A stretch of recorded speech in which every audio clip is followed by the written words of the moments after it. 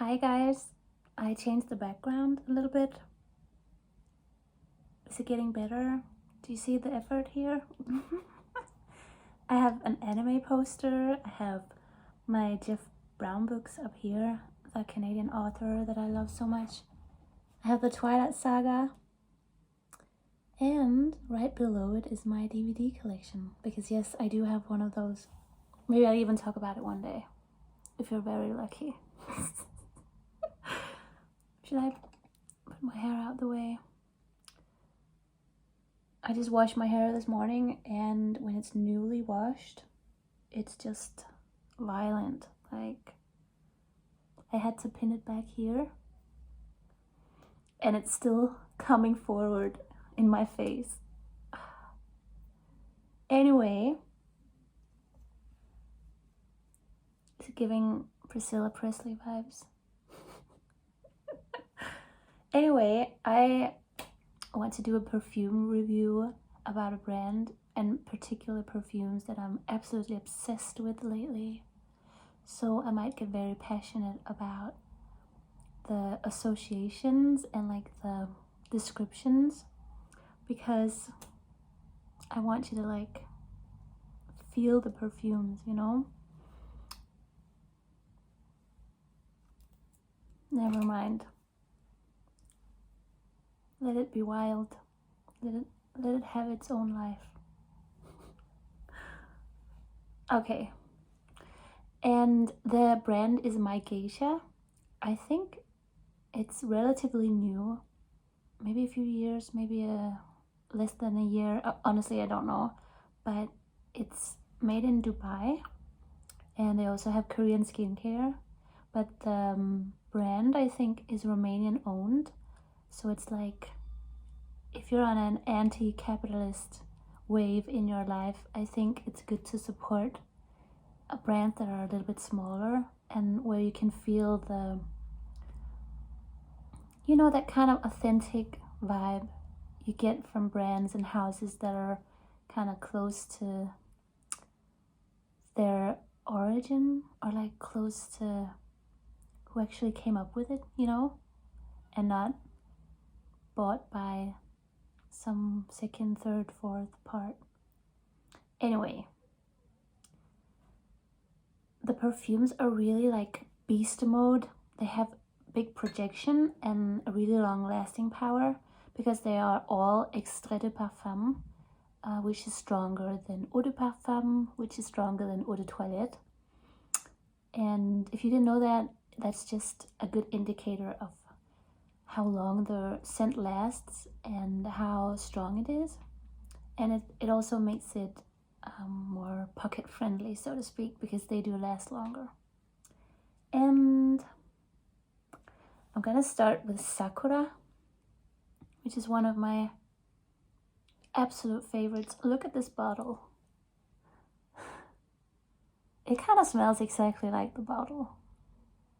It's just beautiful and heavy, and the lid is gorgeous. They all look really regal. And oh my god.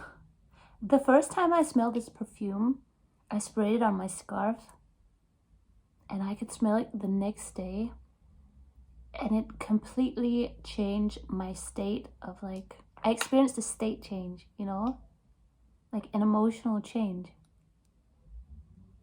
The opening is cherry blossom, which the name indicates, Sakura. It's like a time in Japan, I think, where the the cherry trees blossom. It's also in the name of a festival, I think. But anyway, the opening is cherry blossom, and then that's the first thing you smell, and then it develops into vanilla and rose. I have my notes here. And even like already there, imagine like cherry blossom, vanilla, and rose together. It's already so much more complex than, or like well blended than your typical generic designer perfume, you know? And I don't mean no shade to people that like designer perfumes, but I feel like, especially where I live in Denmark, a lot of women, they don't really know niche perfumes. They just go to the Matas, it's called, or like the local beauty section, and they just get the new releases, you know, but they all have kind of a similar composition of like white flowers often, and this is just different. So you have the cherry blossom opening, the vanilla and rose, and then the base of the perfume is musk, patchouli, jasmine, and sandalwood. So as you can imagine, it's just like this explosion of pure, very pure, but at the same time very exotic feminine energy. It's kind of like as rare and special as Delina in that way, Delina from Parfum de Marly, but it's even more sensual and in a geisha type of way, or like you get associations to Asian beauty and like Asian women. It's just so precious. It kind of reminds me of a woman I think twice the kind of woman you see. She's like from Thailand or Indonesia, and she's just so beautiful and feminine and like dressed in bright pink or bright orange with her toenails painted, and her man is proudly paying for everything, and like you just know they have a juicy relationship. That kind of dynamic is what this perfume smells like in the best way. And it is like, all the perfumes are like quite erotic in a way, but not in a... I wouldn't wear this to a business meeting. But it smells almost like a good person who's just very sexy. If that makes sense. It's not like Gucci Rush where it's full on tacky. I love Gucci Rush. I have it right up there. But it's still like wholesome in a way. Like beautiful and wholesome. Yeah. I really love this one, as you can tell. And the next one is called Carnal Rose, which is also a beautiful bottle. I like that the bottles are kind of similar, but still have like their own vibe, where this is clearly pink and not just the juice, but like the actual bottle. I don't actually think the juice is pink, but they have a common DNA, but they have their own bottle, each scent. It's called Carnal Rose, which even the name to me is just fabulous. Oh my god. I'm gonna have to spray this one.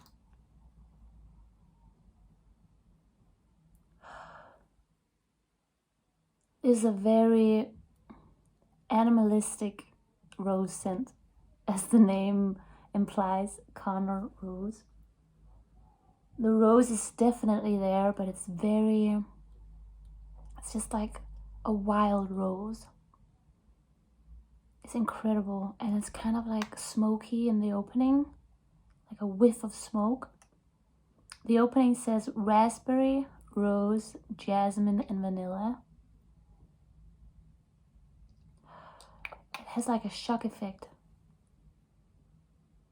And then it has cedarwood, patchouli, and tonka bean. Oh my god. It's so good. And the base is amber, musk, sandalwood, and violet.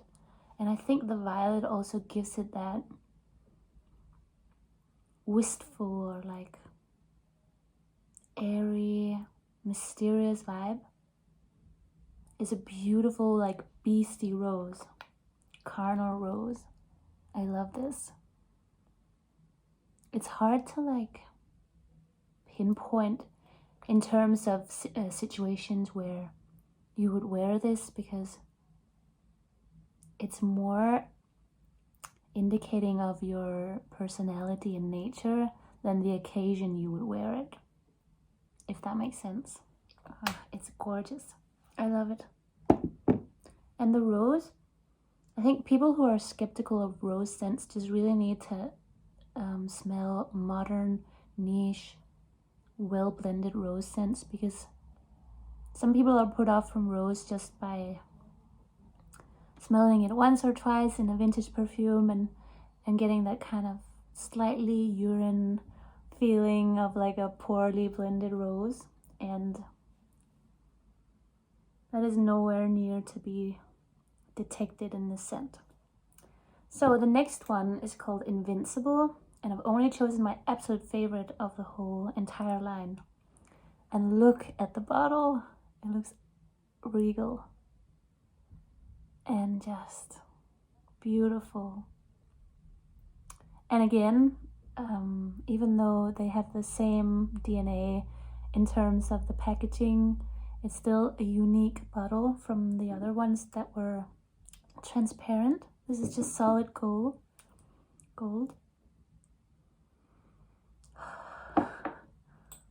Oh, I love this one.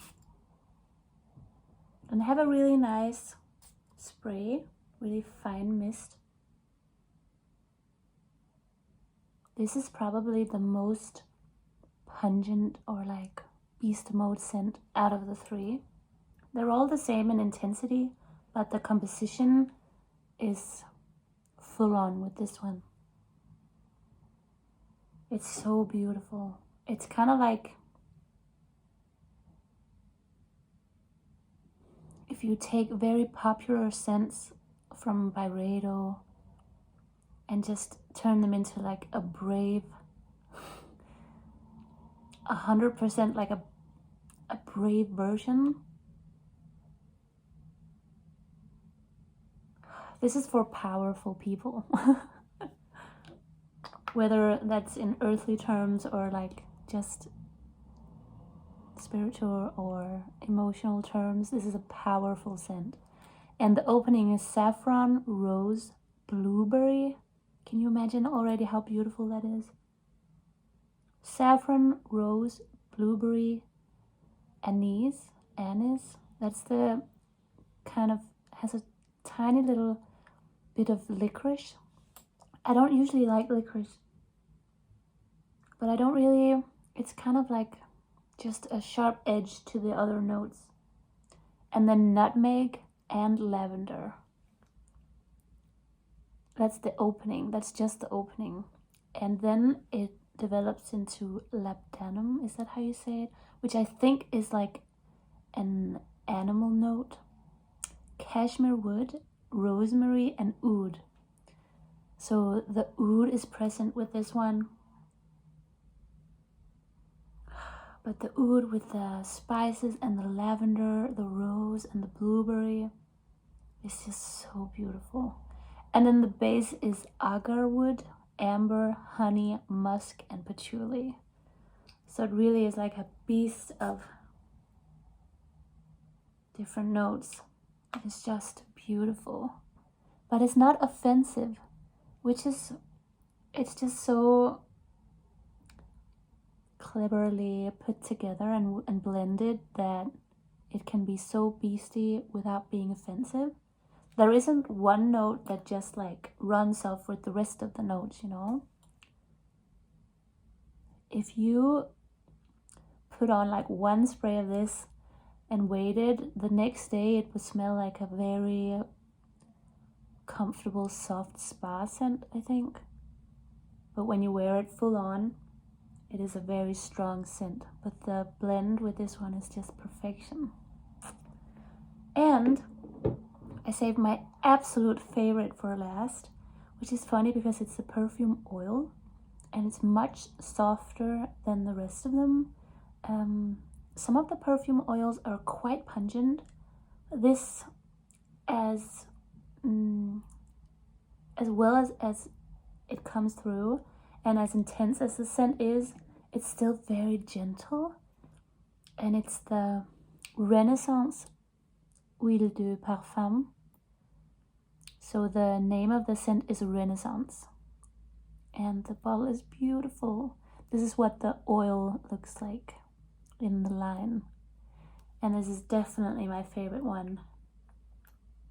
Whenever I smell this, it brings me back to like a memory, or even like some woman in my imagination from when I was a child. I honestly don't remember if it was like a woman that I actually met, or a woman that I might have dreamed about when I was a kid, or like a vision of a woman that I wanted to be, because it just smells like a dream woman. It smells like, it's such a gentle and like delicate scent, but it's absolutely unforgettable. It smells like a woman who's like humble and nurturing and maternal, but absolutely unforgettable. That's what this smells like. And when I first smelled it, I couldn't point out the notes at all. And then when I read the notes, it was like an aha moment. I'm sorry, I'm like so in love with this. I'm not sorry I'm in love with it, but like I'm getting off track because I'm just so in love with this scent. So the opening is clove, biscotti, and figs. And biscotti, you know, it's those, I think they're Italian biscuits that are very aromatic and like they have this comforting warm smell. And then it develops into amaretto and honey. And then the base is amber, cappuccino, chocolate praline with rose, and clove. Can you imagine how beautiful that is? Chocolate praline with rose. You do not find that note in mainstream perfumes. You just don't. And if you ever had one of those really rich chocolate brownies that are just well made with good quality chocolate, and they have some kind of raspberry jam or like raspberry goo in the middle, and then you pair it with spices, coffee, honey. It's just beautiful, really, and it lasts for a long time. I think you could mix this with like body creams, or just put it on like your scent areas.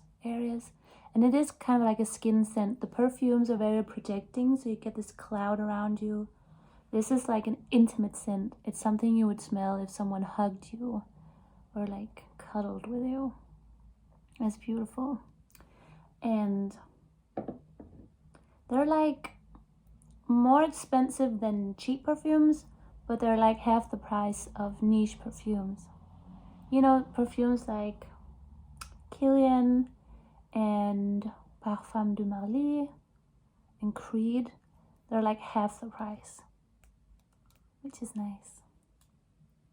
And they're extrait de parfum, so they're very strong and have like a good lasting power. I just want to show you the package of, this is the Sakura one. It's so pretty and has glitter. Don't know if you can see, but even the packaging is like unique to each scent. And this is the Invincible. I don't have the Carnal Rose. This is what the packaging looks like for the huile de parfum, the oil, perfume oil. So yeah, and I have an offer. If you want to purchase from the brand, you can put in the code MIRI10, MIRI, which is the first part of my name, MIRI10, both online or in the store. And I think there's one store in Denmark. There's one store in Copenhagen. And you can also shop online. They look like this. My Geisha. And they have Korean skincare. My favorite brand of the Korean skincare is the Akoje. I really want to try their, what's it called? I don't remember, but the blue line, just like topical hydration. And they also have like a repair line, But anyway, that's off topic. Thanks for listening, and yeah, get into niche perfumes if you don't want to smell like everyone else, basically.